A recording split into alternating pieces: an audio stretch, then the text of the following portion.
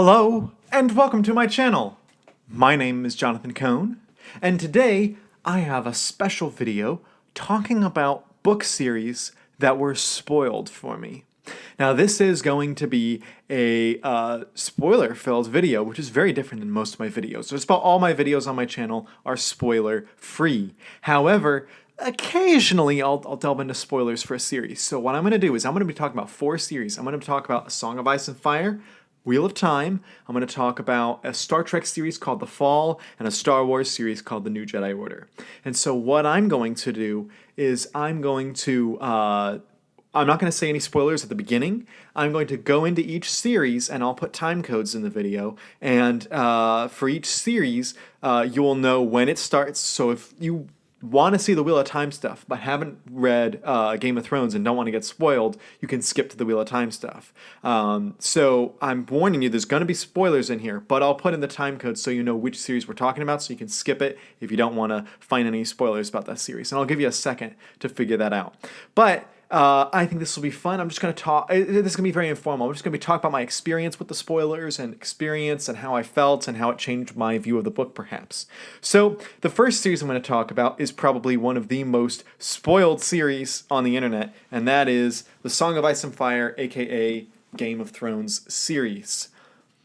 I think that this is perhaps, as I said, one of the most spoiled series besides maybe Lord of the Rings and Harry Potter. Like, it's talked about, especially in the fantasy genre. It's talked about so much. The spoilers in this book series are just impossible to avoid. I'm going to go ahead and get into that in a second. So if you needed to skip Game of Thrones spoilers, you've been warned. But the first Game of Thrones spoiler I knew about was the Red Wedding, which occurs in A Storm of Swords. And I knew about that because of people talking about it happening in the TV show. I didn't know what the Red Wedding meant, but I knew that it was bad, and that was the first spoilers I heard. Then I heard people talking about how Sean Bean was cast as Ned Stark in the show, and the joke about Sean Bean is, they cast Sean Bean, therefore he's gonna die. And so those were the first 2 inclinations I had about spoilers, and then people just started talking about them in the fantasy genre. They were talking about how Ned Stark, his death in not only the first book, but in the first season of the TV show was such a shock, and it proved that you can kill off your main character in the first story, first season or first book. And then everyone talked about how the Red Wedding and A Storm of Swords is just one of the most climactic events, shocking, changing the dynamics of the entire series type thing, resetting expectations and all that stuff. And so when I finally, what I did with the Game of Thrones series, and this is going to be very weird, in 2019, when the final season was coming out, I had never watched or heard anything. But one of my best friends was a Game of Thrones fan. So I said, I'm not going to watch the show yet, but I said I will look up the crammed videos, which basically tell the whole story of a season in like 45 minutes. And so it's a really quick version. And when it got to unsavory stuff, they just kind of skip over it or they censor it and stuff. And so I kind of did that. And I had already been spoiled on those 2 major things. And so I basically knew the gist of the show. But I said, I'm not going to actually watch the show traditionally. I was mostly so I could talk with my friend about it. But then I didn't watch the show until I had read the books. So I started reading the books and I read these moments, and they still hit really hard when I read the books.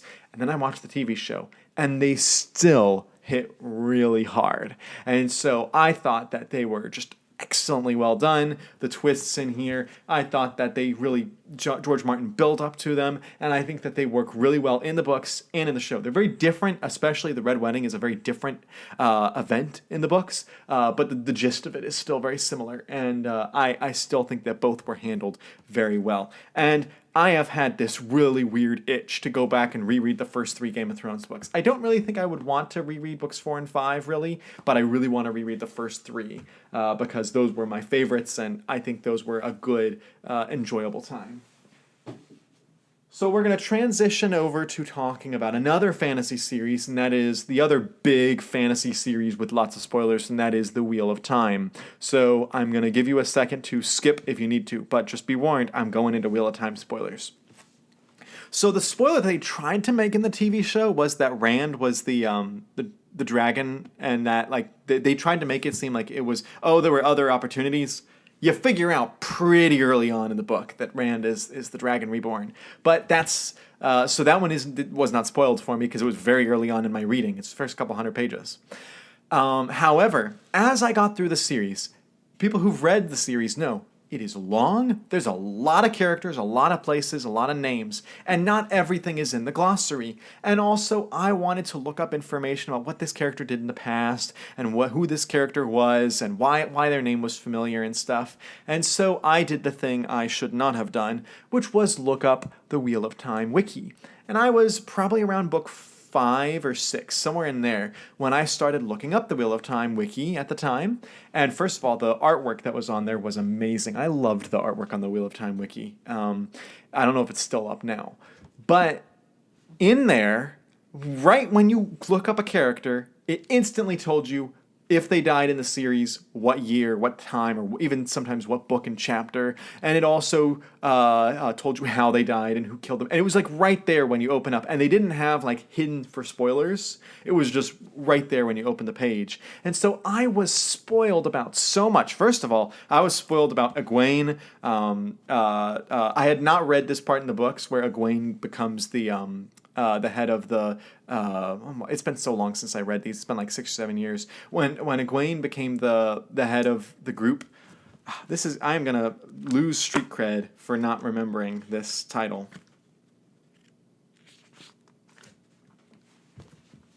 Aes Sedai. Why did that take me forever? When Egwene becomes the head of the Aes Sedai, I was shocked, but that was something that was in the wiki that was pretty evident in there, as well as her and I think it was Gawain's death that was also in there, and Rand's rebirth was also very obviously in there, and so there was just a lot that was in the wiki, and I wish they had done something that I think that the Cosmere people of the Wheel of Time know that. Robert Jordan passed away, and so Brandon Sanderson finished it up. And Brandon Sanderson has another series that he does, The Cosmere, which is a bunch of interconnected series. And there is a fan wiki for that series, and I believe that's called The 17th Shard. I may have the name wrong, but in that wiki, they actually block out spoilers, and you have to click if you say, all right, this is a spoiler for this book. If you've not read this book, don't click on this spoiler. And so, and it's not just about character deaths, it's also about marriages and relations and events in those characters' lives. And so it does a good job of telling you the early information, but if you want the later information, you can look it up at your own risk, but you also can enjoy it without being spoiled easily. And so I like that about that wiki, and I wish the Wheel of Time wiki had been better about that. I will credit Wheel of Time booktubers, particularly Daniel Green, when he was talking about the series, Daniel Green was the first book reviewer on YouTube that I followed, and he and Murphy were the two that got me interested in booktube. But when he talked about the series, he did an excellent job of avoiding spoilers unless it was a spoiler video. He did an excellent job of not spoiling things, and so I applaud him for doing that. I wish the wiki had that.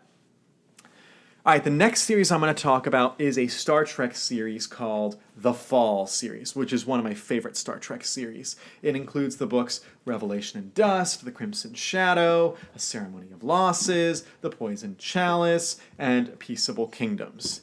And I had been lightly following the events of the post-Nemesis universe, which is part of the Star Trek. After Star Trek Nemesis came out, there were a lot of books that were published afterwards that formed their own interconnected continuity, and the authors knew their books are never going to be canon, but they still got to form a really cool continuity with a lot of the characters intersecting and the series crossing over. It was great, and it ran from about 2002 to about 2020. Well, actually 2001 to 2021, so it's about a 20-year time, about 150 to 200 books, and I've not read near all of them, but I've read a lot of them, and in this big continuity, you have some major events, and this is one of the major event series. It's 5 different authors. There were 5 books that are all, it's mostly Next Generation and DS9.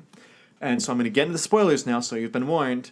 I had heard podcasts where people were just talking about the Star Trek universe in general, and they talked about the death of Nanya Tabako in in Revelation and Dust. And it was like they talked about it so much that I was looking for it in the book. I knew it was coming. And so it just didn't hit as hard as it should have if it had been a total surprise. The series was billed as like a kind of a political event series, a political thriller, which it was, and it was really good. But if I had just gone in not knowing, I think it would have been much better. So Revelation and Dust, you had that. And then also, I knew that whoever was chosen would not be the Federation president because I had read some later stories that were not really necessarily connected to this, like the Parade trilogy and a few other series and books and stuff that referenced how the new Andorian president, I don't know how to say her name, and then you had the guy who starts to become the president in these books,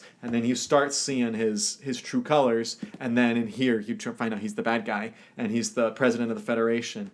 And I was not just because all of his motives seemed pretty evil, but also just because I knew he wasn't sticking around. I was like, yeah, I think this guy's obviously the bad guy. And so maybe I shouldn't have listened to all those podcasts and read the books out of order, but it's okay. It didn't bother me too much. It still was a fun read.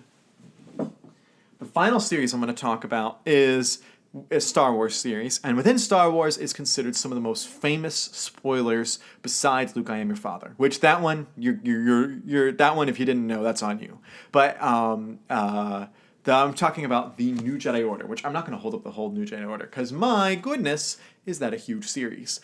But I'm holding up these two books in particular, and again, spoilers.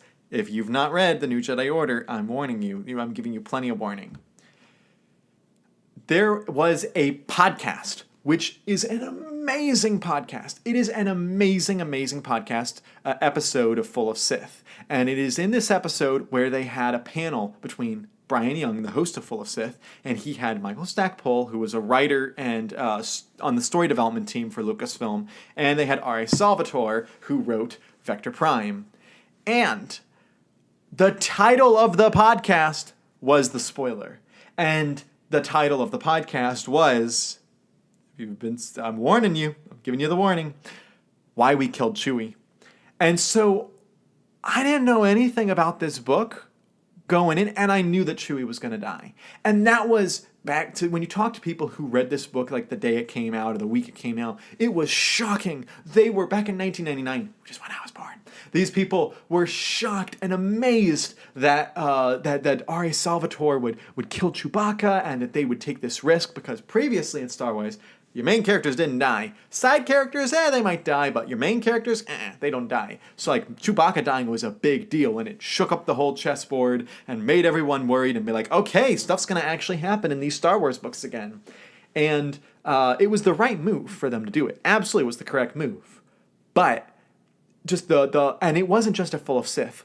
Other people, forums online, you can't talk about character deaths in Star Wars without someone saying Chewbacca in Vector Prime. Like it's just so, and I think the reason that they included it in the title was because it is such a monumental event in Star Wars that people don't consider it a spoiler anymore. And it was such a major deal that people were like, okay, yeah, we're just going to talk about it without even worrying about spoiling people. And yes, I get why people do that, but again, if I had gone in blind, this would have been such a different experience. I also was going to hold up Star by Star because I knew going into this one what was going to happen as well, because I had heard in that same podcast, R.A. Salvatore, all the podcast was all about the beginning of the New Jedi Order, and it was specifically about Vector Prime. But he makes an offhanded slip in the podcast where he talks about how in Star by Star, Troy Denning killed someone off. That was a big deal. And that tips me off, someone major dies. And then I heard another podcast, I don't remember what it was, someone, and they wouldn't even give a spoiler warning, talking about how they had to kill off Anakin because they had Anakin Solo, they had Anakin Skywalker, and Lucasfilm didn't want the two competing, and so when they were planning to go one direction with Anakin Solo and one with Jason, they kind of flipped them a little bit. But that happens in this book. It's a major deal, and it's an impactful death. It is so well done. Both, I think, are well done. But in this book, I went into it knowing, and there's previous build-up books where you get to know Anakin, and I loved those books, and it made it even more sad when Anakin dies because you connected with him so much. But at the same time, I went into those books knowing, yeah, he's probably gonna not make it out alive because of this book. So that was just an odd experience. There are other events, and also I'll just very lightly touch. I was also very much spoiled on Legacy of the Force because those spoilers were everywhere when you were talking about the Force Awakens, and people were like, Rey is just like Jaina, and Kylo Ren is just like Jason, and they started going into all those spoilers, and I was just like, oh no. And then people actually spoiled stuff in there, and I was like, oh man. But I still love the New Jedi Order. It's one of my favorite Star Wars series. So, and that's actually something in common with all of these. All of these series are top series for me.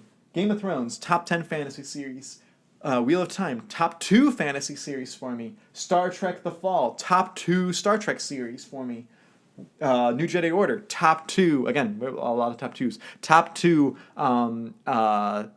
Star Wars series for me. So, even though these books were all spoiled for me, I still enjoyed them, and I still appreciated the series.